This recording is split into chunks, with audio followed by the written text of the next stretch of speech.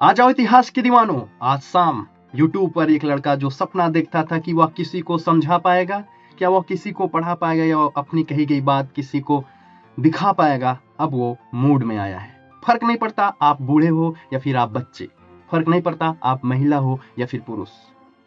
इस पढ़ाई के कॉन्सेप्ट को हम आपके दिल में उतारने आए हैं। बस थम कर बैठ जाइए और हो सके तो अपने साथ एक छोटी सी उम्मीद लेकर बैठ जाइएगा।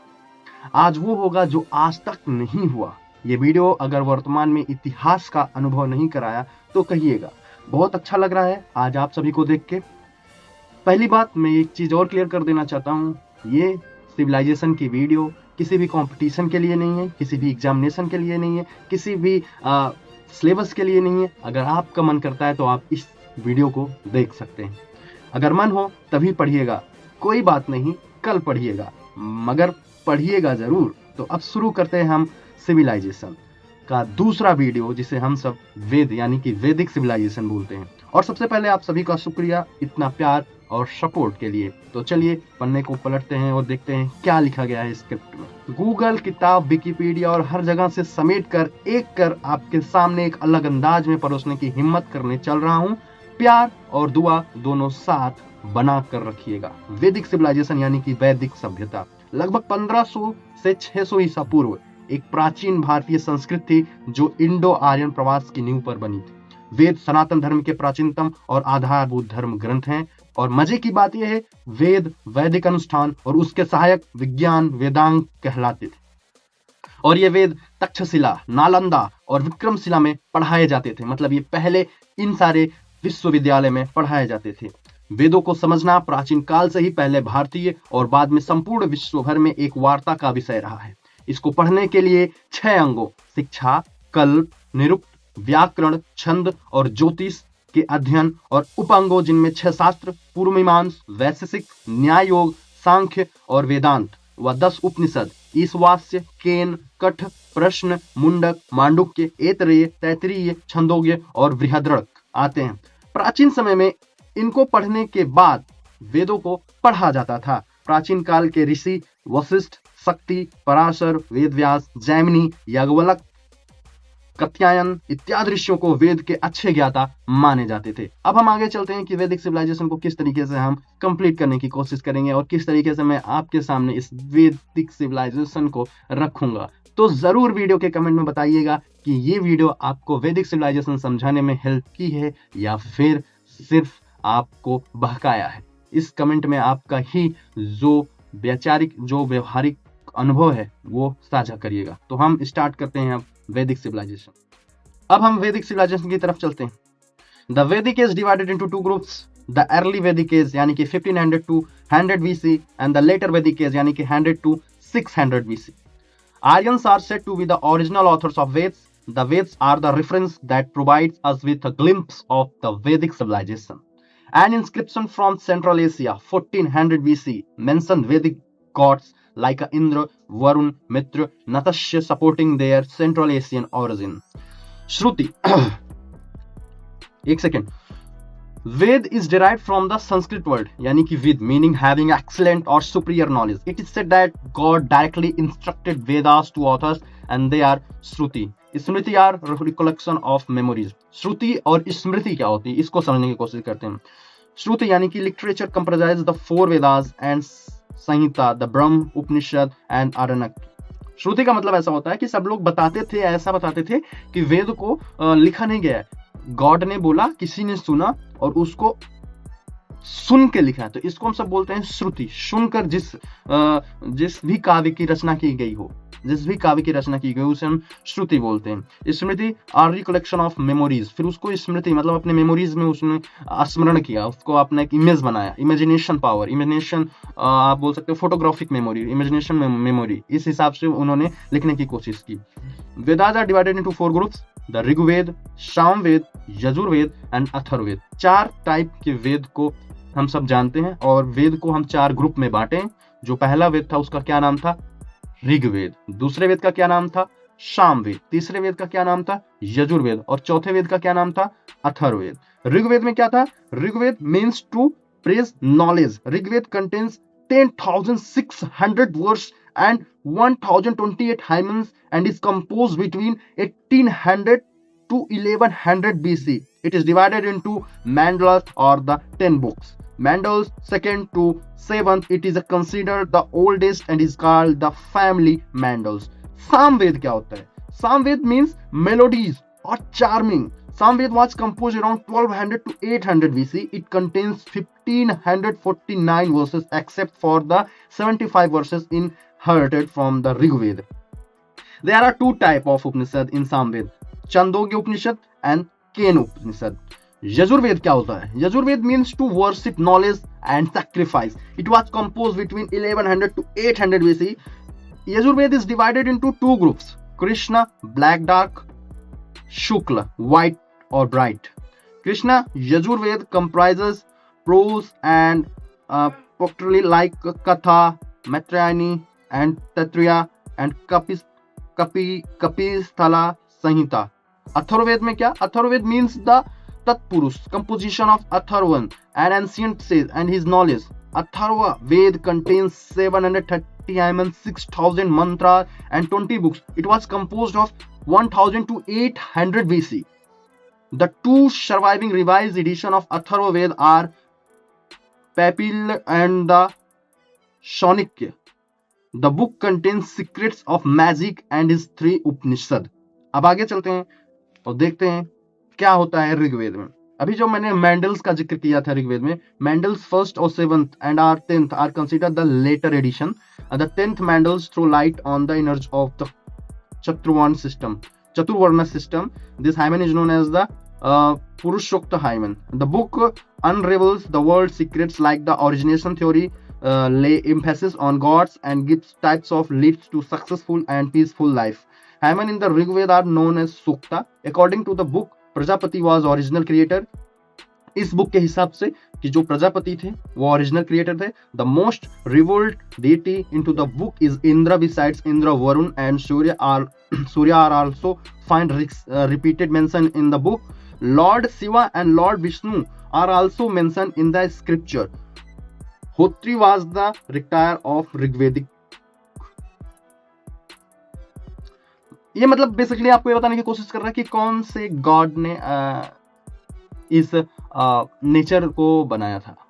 इसमें लॉर्ड शिवा भी मेंशन है, इसमें लॉर्ड विष्णु का भी मेंशन है, इसमें इंद्र का भी मेंशन किया गया, इसमें वरुण, इसमें सूर्य देव का भी मेंशन किया गया है. Samaveda, it is said that Indian classical music and dance emerge from this वेद.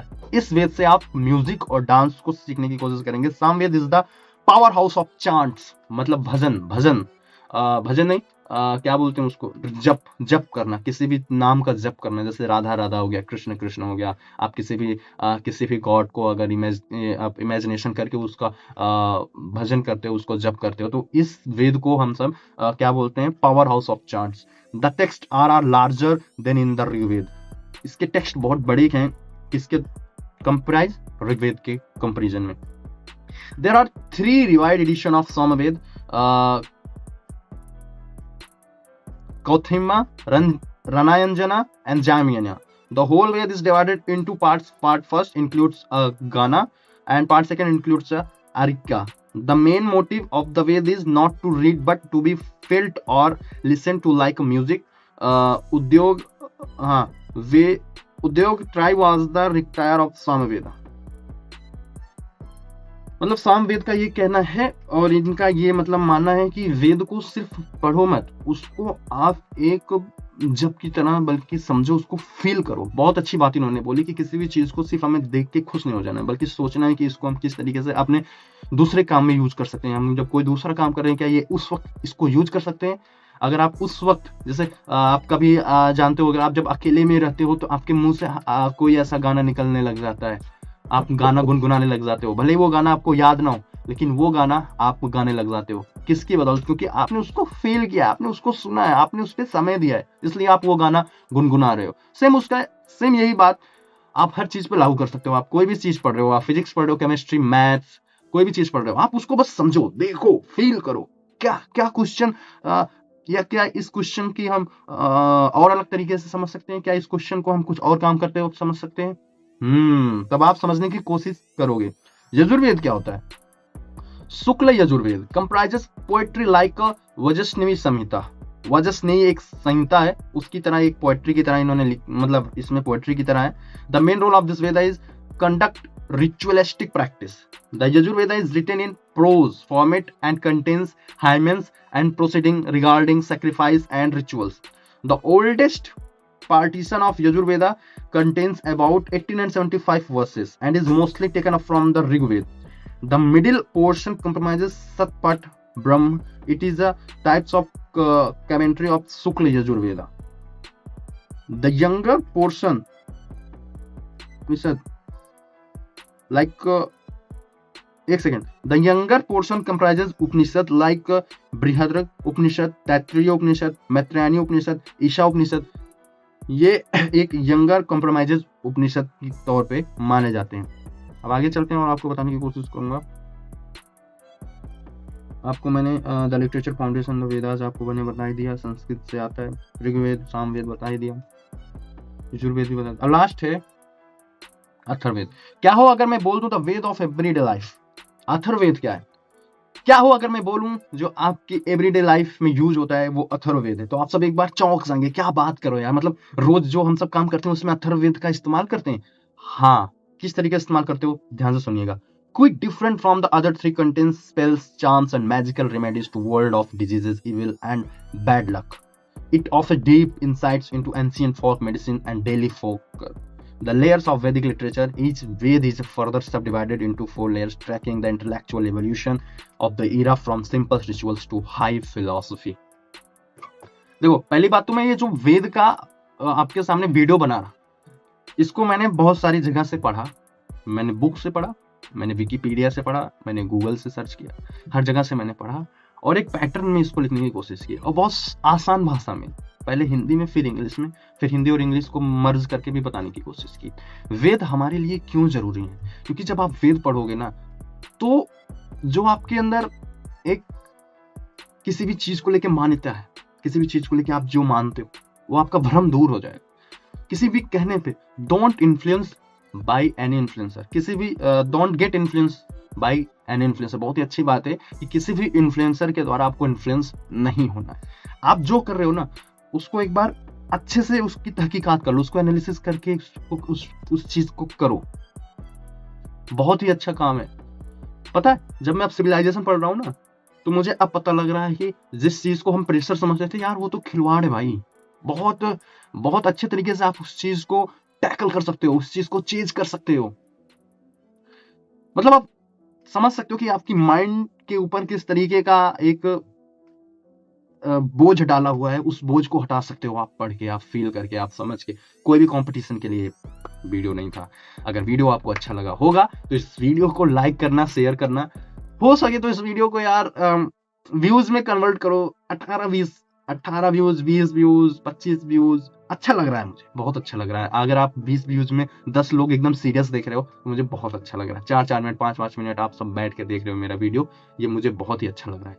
आज 18-20 व्यूज हो रहे हैं, कल का और बढ़ेंगे व्यूज, कम होंगे चलेगा, लेकिन बस ये समझिए कि मेरी वीडियो बनाने के पीछे बहुत लंबी प्रोसेस लगती है। पर्दे को लगाना पड़ता है, लाइट सेट करना पड़ता है, मोबाइल के कैमरे को सेट करना पड़ता है। अब इसके बाद वीडियो को एडिट करके फिर मैं आपके सामने भेजूंगा इसे। आई होप आपको मजा आया होगा वैदिक सिविलाइजेशन में। चारों वेद का मैंने इसमें बात की। 4 वेद, सामवेद, यजुर्वेद, अथर्ववेद और ऋग्वेद, और कौन कौन से भगवान हैं। अब आगे की वीडियो बहुत ही अच्छी चीज पे लाने की कोशिश करूंगा, जो और आप अच्छे तरीके से समझे सिविलाइजेशन को। अभी सिविलाइजेशन के ऊपर ही काम कर रहा हूँ, क्योंकि मेरे पास कोई बड़ी टीम नहीं है कि मैं ही उसको सर्च करके मैं ही लिखता हूँ, फिर मैं ही आपके सामने आके बताता हूँ। तो इसके बाद जो वीडियो आएगा उस पर भी प्यार बना के रखिएगा। मिलते हैं नेक्स्ट वीडियो में अपनी पुरानी स्टाइल में, फिर से एंड करते हैं इस वीडियो का। याद रखिएगा, मेहनत बेकार नहीं जाती। जय हिंद।